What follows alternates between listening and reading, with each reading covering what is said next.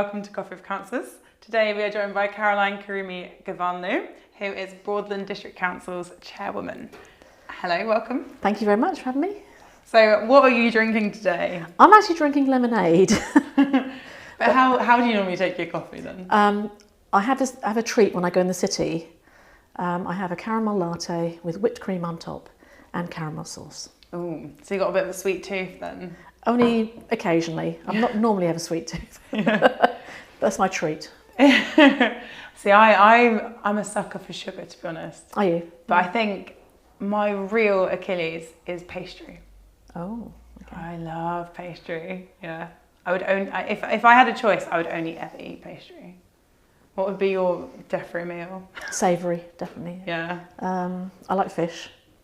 Very keen on anything fishy. Yeah, I'm not so keen on things like hamburgers and that sort of thing. I'm actually trying to lose weight at the moment, so I'm not going to eat those sort of things. Like over-processed stuff. Over-processed food, yeah. Yeah. I do try and cook when I'm at home. Yeah. Yeah. Do you have a speciality dish? I cook a lot of Iranian food. Mm-hmm. I do some German food as well, which my mum taught me. Yes. Like rouladen and cabbage rolls and that sort of thing. Any Middle Eastern food, Turkish, Greek. Mm-hmm. That's what I love. Delicious. Yeah. Tell us a little bit about your background then. So if we go from the beginning. What, from school? Or we can start at school if you like. Well, after school I went to City College in Norwich, and I studied building studies. Mm-hmm. So I did my O&D and H&D in building studies. I worked as an architectural technician in Field and Norton in the city. Was there quite a few years. But in the meantime got married, and then I had my first child, so I left and didn't go back for probably 15 years to work. I got a bit fed up of being at home for a while, so I started to look for a part-time job, and I ended up in Marks and Spencer's. Mm-hmm. I was there 18 years. After that I went to House of Fraser, became store secretary there, and then I moved on from there when they got taken over to the Norfolk-Norwich Hospital. Mm-hmm. And became a PA for one of the directorates there. But then my daughter had Gabriel, and unfortunately he's disabled. He's got cerebral palsy and in a wheelchair. And I gave up work to look after him so she could concentrate on her career. That's very generous. Because in the future she has to support him. So that kind of fueled a bit of your new passion, really. It did, yes. Yeah, I got very much into campaigning for changing place facilities in Norwich. 10 years ago there wasn't really any. There was probably one at the Hamlet, but that's all. Mm-hmm. Just tell us what a changing place facility is. A changing place facility is a large toilet area. It has an adjustable bed which can go up and down. It has a hoist system, mm-hmm. so you can get the child or the elderly person out of the chair onto the bed to change them. It has a toilet, obviously, possibly a shower if they need it, and usually an adjustable basin. Mm-hmm. So, yeah. And brilliant. My grandson actually opened the one in Chapelfield. Yeah. And if you haven't seen it, it's beautiful inside. It's really colourful. Yeah. Yeah. And how does he feel about sort of his grandmother, really campaigning for his rights, really? I think he's used to it. Yeah. He's very outspoken. Yeah, himself, and he'll tell people what he wants. So I think he gets that from me and his mother. Yeah. They're both the same. That's a good trait to have. Yeah. Yeah, and then, later on, when I moved to Taverham, the parish council were redoing the Hinks Meadow Playground, and I campaigned one of the councillors to get a wheelchair accessible roundabout on there, which Gabriel loved. Mm-hmm. He's getting a bit big for it now, but yeah. And after that, I joined the parish council because I knew we were going to do the Sandy Lane playground. Unfortunately, with COVID and everything, it got delayed quite a few years, but we've just opened it now. And it's got lots of things for SEN children, communication board, which someone actually said to me was ideal because her child is non-verbal. Oh, so it gives the signs for different letters and to say hello and whatever. To teach children how to do sign language? I don't think it's sign language. I think it's just certain actions, like when you say hello or whatever and say goodbye. Yeah. But it's quite a big board. Mm. And there's various play panels there, so children in wheelchairs can go up and play rather than just sit there and watch. Oh, yeah, that's amazing. Which I find very sad when they have to do that. Yeah, of course. Oh. Yeah. Sorry you went through that. It's all right. We get through it. Yeah. Let's just backtrack a little bit. So you said you were a store secretary.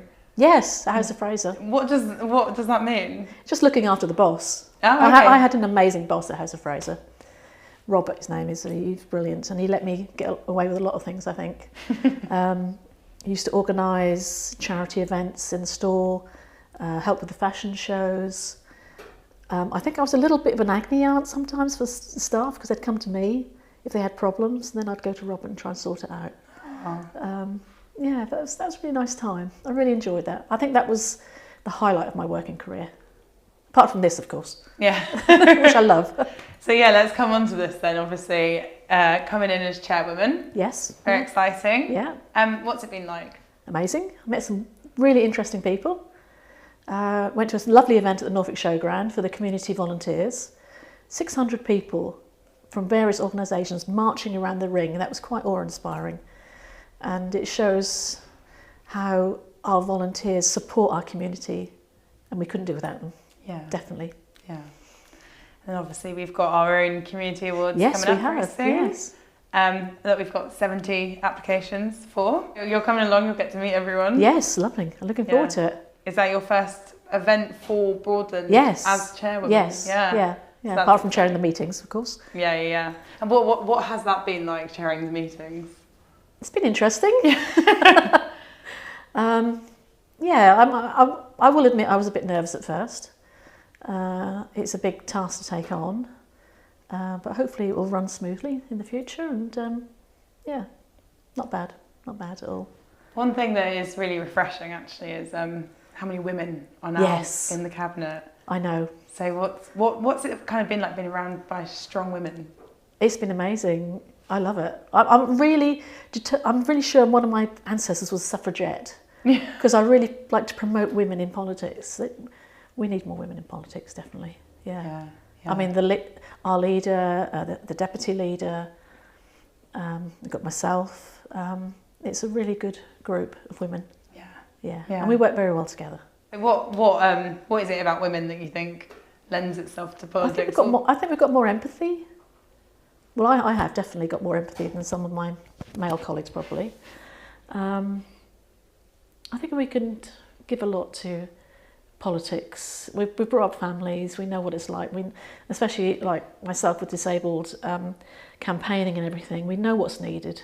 So let's move on to then what you're really wanting to achieve through your time here. I think with my background in architecture, I want to try and get more housing on these big developments for disabled and elderly people. Things with like a wet room, a proper accessibility, bungalows, which are all one level, so they don't have to go upstairs.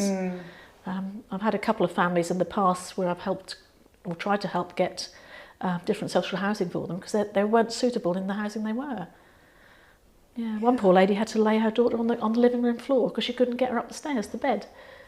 And it shouldn't be like that in this day and age, should it? No. Absolutely not. No.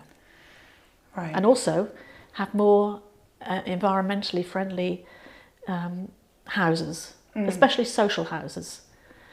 I think we need to put, as a norm, have like solar panels on the roofs and try and do the best we can to conserve energy with this climate. And help save our world. Help save our world. Shall I tell you my little Kenyan proverb that I read? Went to Felbrick in the Wall Garden, and there's a big plaque up there, and it's beautiful. And that said, treat the world well. It was not given to you by your parents, it was loaned to you by your children. And very beautiful. Very beautiful. Yeah. Yes. I mean, good luck. I wish you good luck. Thank you. And thank you. Yeah. And it's nice to see, like I said, it's nice to see women in power. Yes. Yeah. Long live. Yeah. I may not be drinking coffee today, I'm drinking lemonade, but this was Coffee with Councillors with myself, Caroline. Thank you.